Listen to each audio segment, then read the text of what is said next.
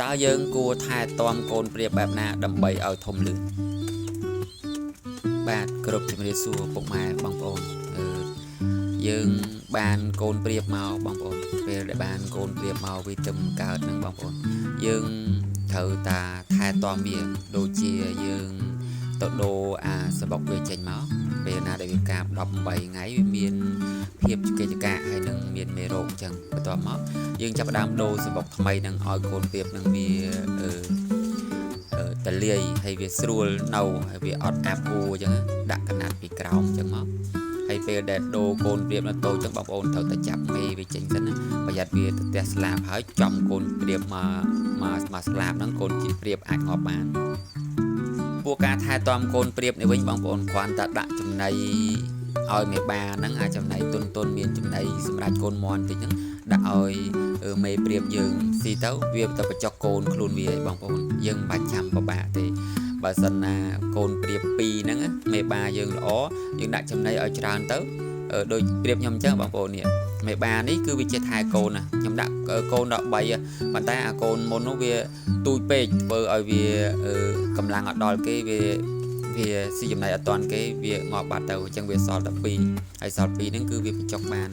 ល្អអត់តែយើងដាក់ចំណីច្រើនគឺវាបញ្ចុកបានល្អហើយពួកបងប្អូនឃើញក្នុងវីដេអូឬមួយក៏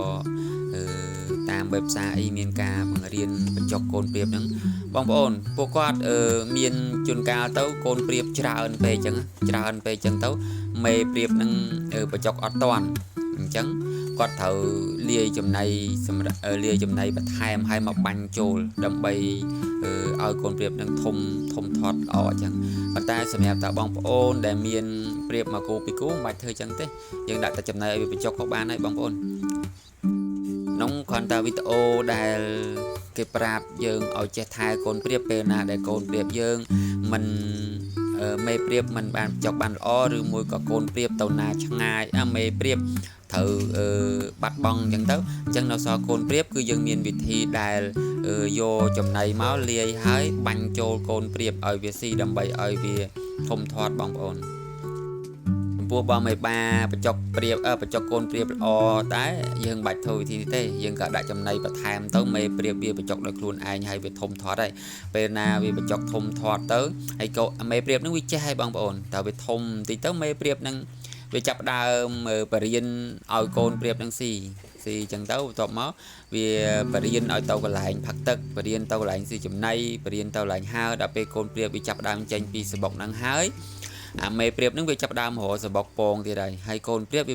វាលែងមកកន្លែងហ្នឹងទៀតហើយបងប្អូនវាទៅស៊ីចំណីជាមួយគេឯងនៅខាងក្រៅ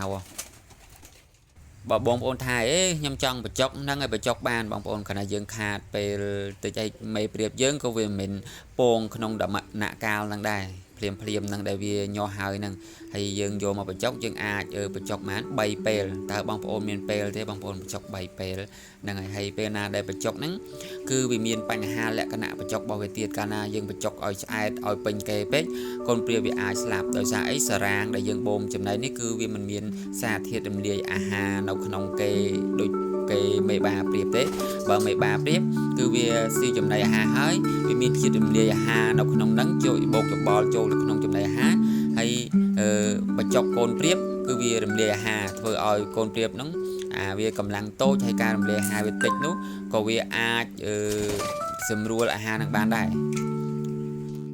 ចឹងបើបងប្អូនមានកូនព្រាបណាដែលត្រូវបញ្ចុកបងប្អូនកុំបញ្ចុកពេញគេពេកណាការបញ្ចុកពេញគេពេកគឺវា